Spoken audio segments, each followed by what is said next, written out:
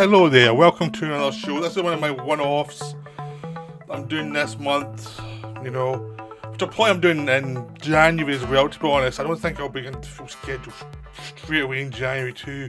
So these will just be one-offs of different videos from different subjects that interest me.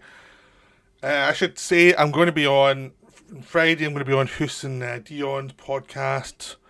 You may have seen some advertisement of Hus with that, of the various people going to go on. So there's quite a lot of interesting people there. And then on Sunday I'm doing with Ronan. We've got some guests for a final podcast of the year for that podcast. So there's going to be some podcasts the next week, which means a bit less videos at the moment. Because I think there's only so much you can take of me. Right, so I'm going to do two satires, Benedetta and Team America World Police. Now these are separated by both subject matter and when they were made. Like Team America was like 2004, something like that was made. It was just in the peak, Iraq War crazy, and peak like all of that stuff crazy. Well, Benedetta is just a new release that's coming out all over the world. It's starting to pop up in digital all over the place just now. So you just have to keep your eyes out and have and you'll find it's new Paul Verhoeven, so you should definitely watch it, because Verhoeven doesn't make boring films. Even when he goes wrong, he does not make boring films. So these are two films made by people who are satirists. And one takes a historical look, which is Benedetta, and one is like a modern look, but it's a parody sci-fi with puppets, which is Team America. But both are satires. Both are looking at the absurdities of the world they're portraying, and don't really mind them being both silly and serious at times, but they hide behind silliness to make the points, because they know basically if you can say, oh, that's stupid, you might not think about it for a start, and it might kind of crawl up in your brain like, oh, that is a good point. And they're both those kind of creators who know that basically you can't stand up and make a big speech about telling people what they should be thinking, because that will not work. Like, ever. When people do that, they're smug. They come across as smug and horrible, and you just want to slap them. So these are directors who are smart enough to know, no, you have to hide it within your entertainment. Even if you're having a big speech, make it absurd and silly, and have an ironic undertone, so you know that it's not entirely serious. There's other layers to it. These are both people, like Trey Parker did the Team America, and Paul Verhoeven. These are both people who tend to have layers to their stuff, even when they've been really silly. So I'll start with Benedetta. It's a new film. Benedetta takes place in Italy. And Italy, this is going on in the 17th century. Italy has we're having like changes. The Protestant faith has come up in Britain, and then there's wars around Europe about it. But Italy, because it's the cornerstone of the Catholic faith, in Rome and things, it's like it has not progressed that much yet. So they're still much more Middle Ages mentality.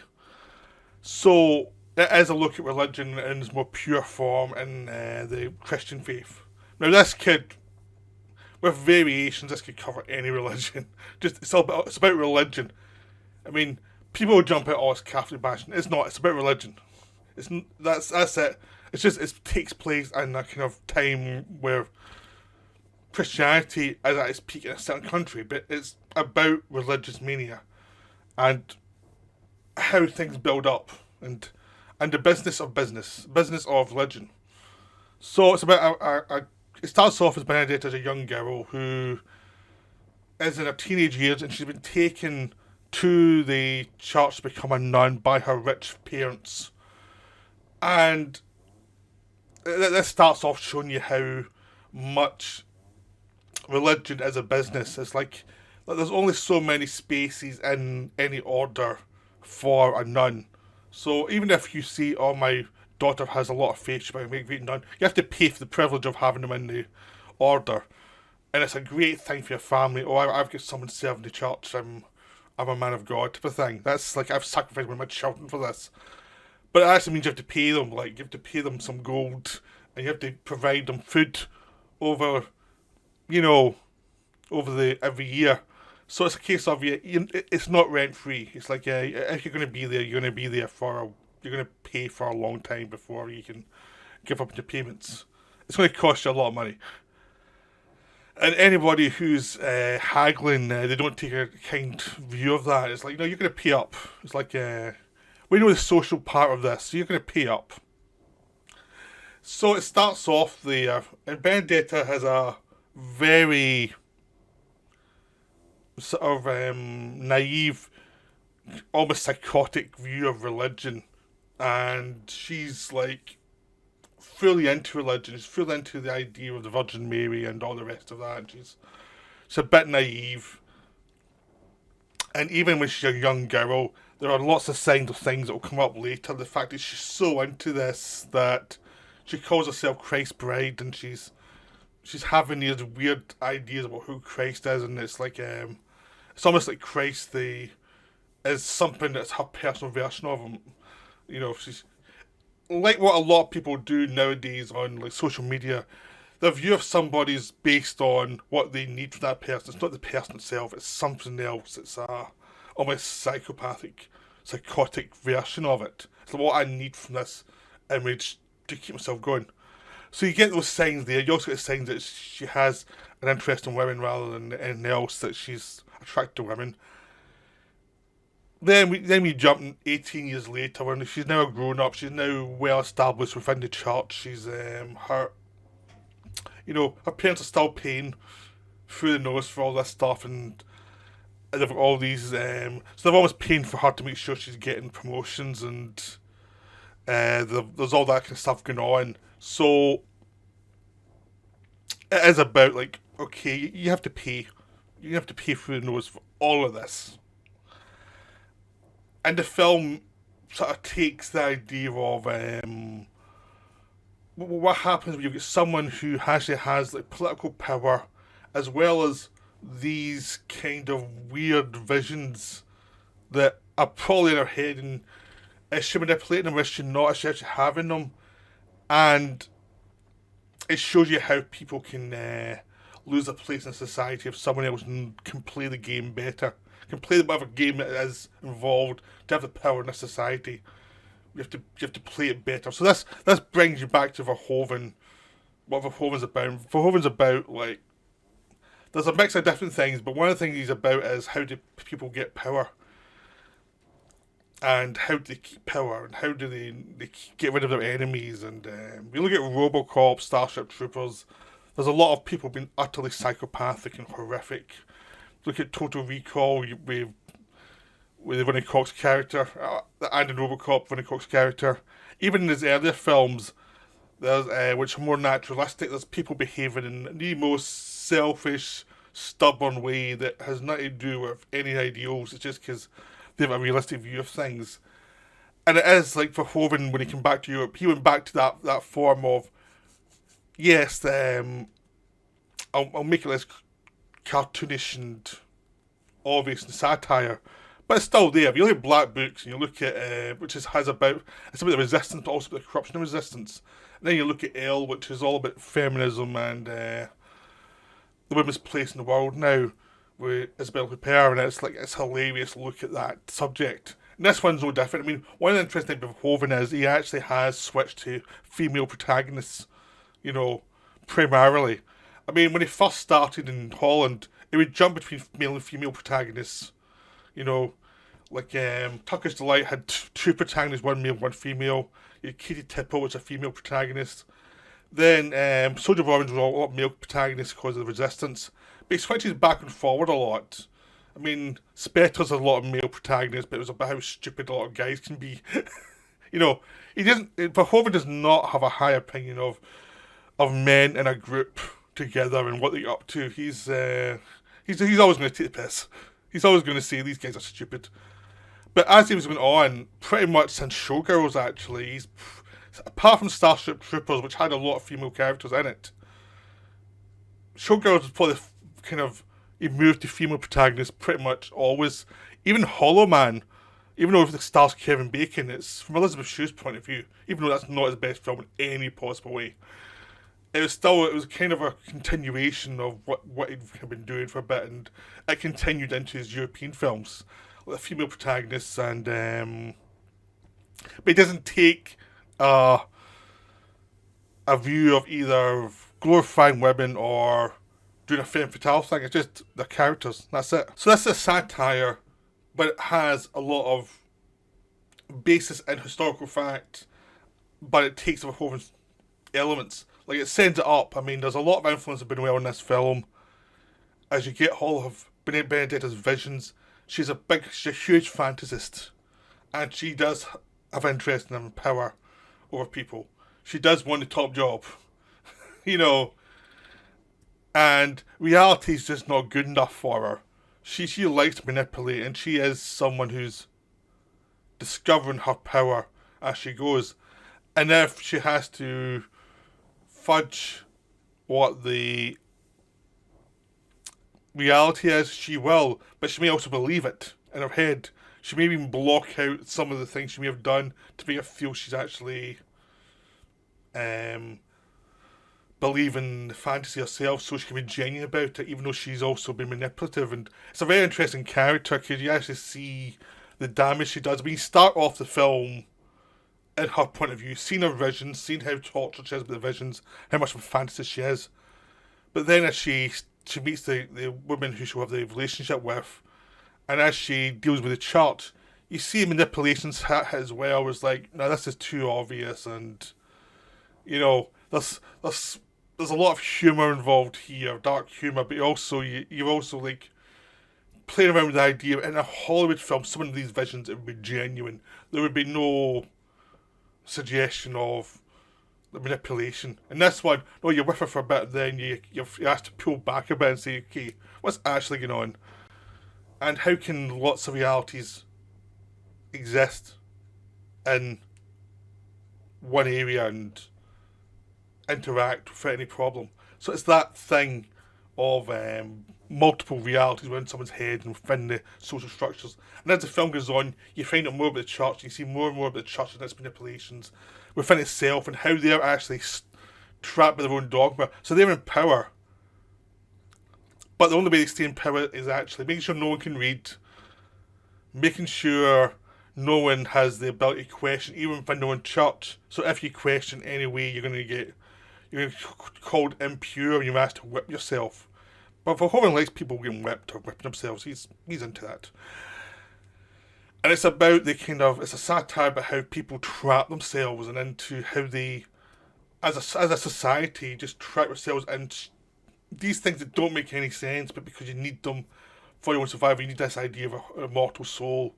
And like how much do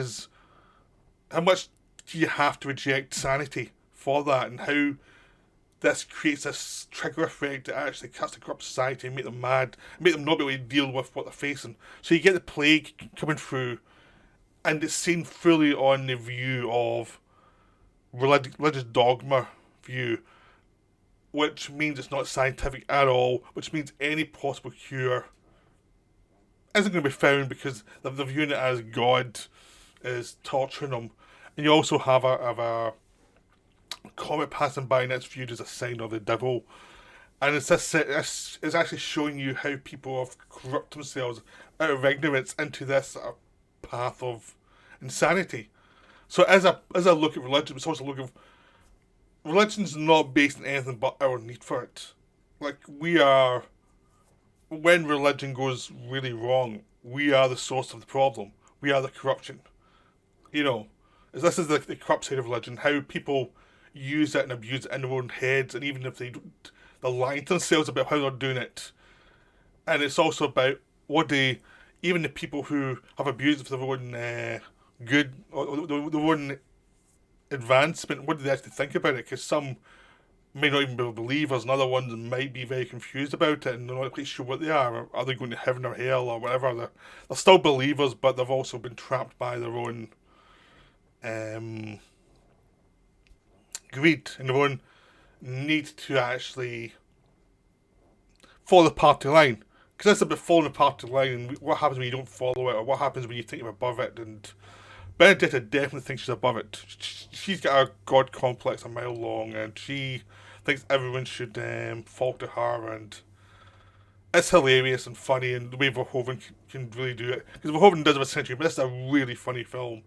This takes what could be a very dry, boring film and throws in sex scenes and lots of dark humour and people of high authority being really rude to each other, and it is pretty much, it's closer to Life of Brian than it is to Bresson. But it is wonderful because it does stick to not being too broad, but it is a satire, but it's something you have to interpret. It's not doing like Starship Troopers where it's so obvious a satire. This one is about how people have been indoctrinated into this society and how they're trapped by it, and it kind of looks at the tragedy of it all because these people have just been trapped by these old ideas that are a bit mad, but they're stuck in a situation where they're in a certain country where you can't really break away from this. You're trapped within these rules, and there's been no reformation of anything yet. So it is that kind of look at pure religious mania, and it's hilarious, and it's funny, and it's tragic, and Verhoeven has been a bit of a run since going back to Europe. I mean, he's only made 3 films in 20 years, but all 3 of them have been terrific. All 3 of them have a wonderful disregard for being nice. So they don't mind being a bit pulpy here or there, but they actually get their ideas across in a more vibrant way than a lot of more austere films can. So Verhoeven knows what he's doing. This is great. Benedetta is great. It's another terrific Verhoeven film. It's a lot less salacious than you expect from Verhoeven in this subject matter. The sex scenes have a point, and the craziness has a point, but it is really a look at the religious order and how the society is corrupting itself. So it's called Benedetta, but she's a subject, but it's not always her point of view. You see things from other people's point of view as well, and how her actions cause tragedy for other people too. So it's wonderful. Now, Teen America takes the kind of goes much more old Verhoeven of the US Verhoeven, like Robocop and Starship Troopers, which is a really broad, really obvious satire. I mean, it takes what Verhoeven did in Starship Troopers, which was have the actors act in a kind of wooden way, a kind of old-fashioned way that you can't quite take seriously. You're in a situation with them, but there's obviously, they're not very bright, and it's this society that's been brainwashed. Sort of a similar way the society's been brainwashed in Benedetta, but a different type. And it takes that and actually adds puppets to it, so that all the actors are puppets, with the string scene, and it ups the satire to insane levels. Now the funny thing is, in this film, it's about American military might going crazy, and then it's about the kind of far left fighting back against it. It's showing you like how both sides are absolutely insane. Like they're both insane. Now, when it came out, it was also a satire about American films and how like pro-military they'd gone and how crazy they'd gone. These Bruckheimer films and how crazy some of the sentimentality was, and so it was actually as much a satire on those kind of films as the politics. But now, like almost 20 years later, the politics are really relevant. The politics feel really fresh, and the satire just feels like of the genre is more dated because it's from an old genre of films that's no longer, it's there but it's not there anymore. It's been replaced, but all the apparatus of that genre now looks far more absurd and actually it's funny as hell. And actually, this film actually is funnier now than it was when it was released. Because it's more absurd and weird now than it ever was when it was released. There actually was an Iraq war going on, and they were taking the mickey out of this kind of gung-ho patriotism.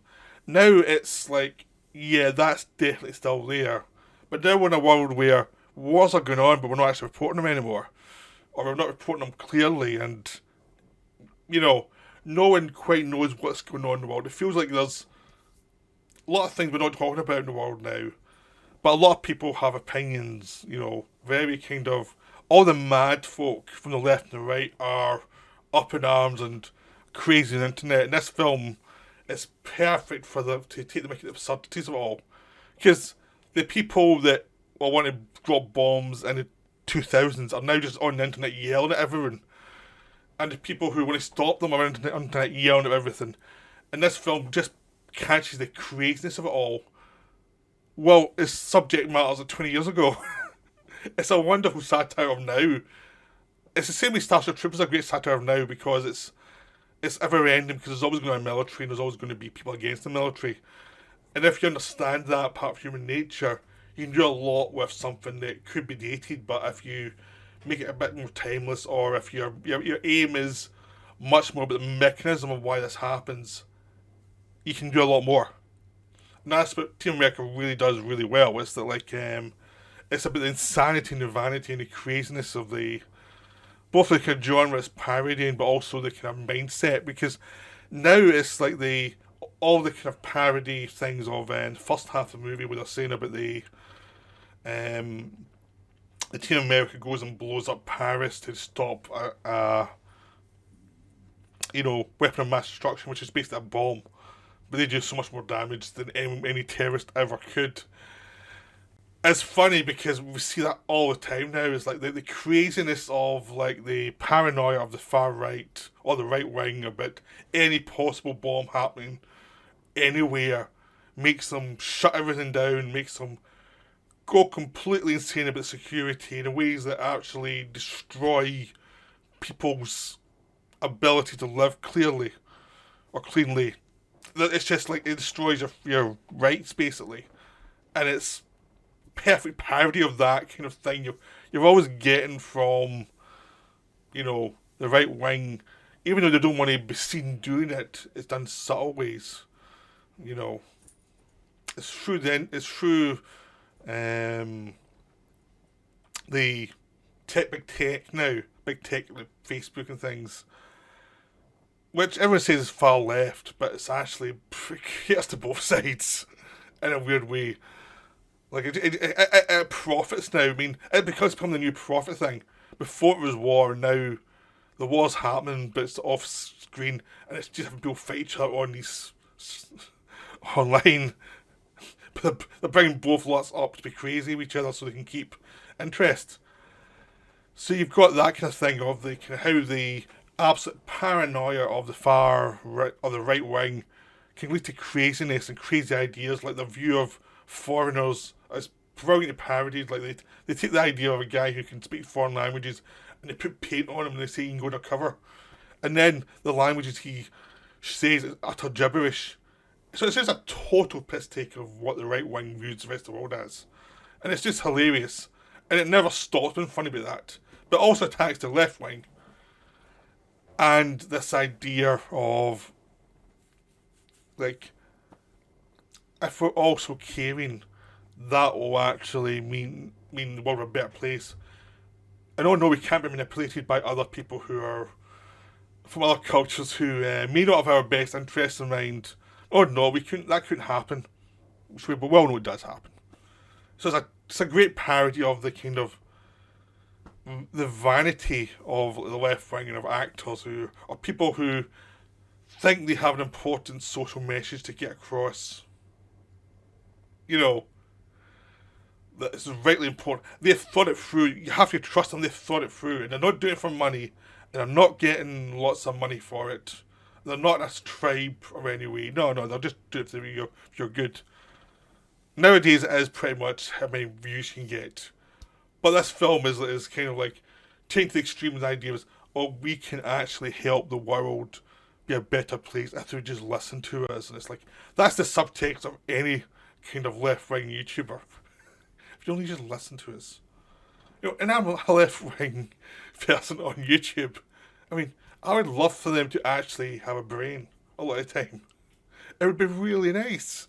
But a lot of the time it's like, oh God, what you just said. It's that kind of thing. And this just demolishes that. And that's what's wonderful about it. It's just this. Now it feels like satire on, even though the base of what's happening has changed a lot in the world. All of the mechanisms of human nature are still there. It's just been replaced by, there's less obvious wars. Now it's out online, and it's been going like people shooting each other up in their own countries. But the whole idea of like, people blowing people up in a country is still modern. The idea of the reaction to this is like, just don't talk about it much. It's still modern. I mean, human nature is human nature. And people from either extreme love to think they have the only answer. And the film has a great answer to all of it. There's like, you need, both sides need to correct each other, you know, and it does it in the crudest way possible. And the way that it's a hilarious send up of everything. And it also points out the fact that no one learns anything. Because at the end of the day, both sides are just going to go on in their own ways. Like, they're blowing each other up for now, and they'll just rebuild and keep going. It's like there's no lesson being learned here. They think they've learned a lesson because they've defeated the villain, but they haven't. And there's that kind of wonderful sense of humour about the fact that even in the big speech, they're so delusional, self-congratulatory. It's like they don't have a clue. The same way in the Benedetta, no one's learned a thing from anything. Like, everyone's just delusional everywhere by the end of the film. No one's actually learned anything. There's no message to be learned. In this film, it suggests they have. In Team America, it does a parody of people who have learned something. We know they haven't. Because the South Park guys who made this are a bit more cynical and knowing about what people are like. So it's a wonderful satire just about how crazy the world is, the modern world is. And Benedetta showed how crazy the older world was. The older world of pure religion. They're both like broad films about the craziness of human nature. That's why, because I saw them both in like very close together, they just felt like a perfect pair. Even though their attack is different and what they're going against is different, it kind of feels the same. It is about just how stupid human nature is, just how dumb we can be, and how we just don't pick up on anything. We're so self-serious and so sure of ourselves. And it's all bollocks, basically. We're idiots. So I hope you enjoyed this rambling video. Like, Benedetta's so much worth seeing. You just have to see it. It's so good. And it's so Verhoeven. You know, it's like, because again, Verhoeven's a satirist who doesn't always tell you he's satiring. He doesn't always have the obvious satires there. Sometimes he does, but sometimes he doesn't. And Trey Parker obviously always does, but his Team America has developed a lot of depth as it's going on, as it's aged, because it is something that just seems eternal, this we're idiots type of thing. So go and watch both films. If you haven't seen Team America, well, I'd urge you to rewatch it, because I just rewatched it out of just curiosity. I haven't seen it for a while, and it was just so much funnier than I remember it being. It was just so on the nose for our current culture, even though there were jokes about the WMD stuff. But it doesn't matter, because ultimately the jokes are about us and how dumb we are. Alright, that's me for now. I'll be back later with another video at some point, so I'll see you then.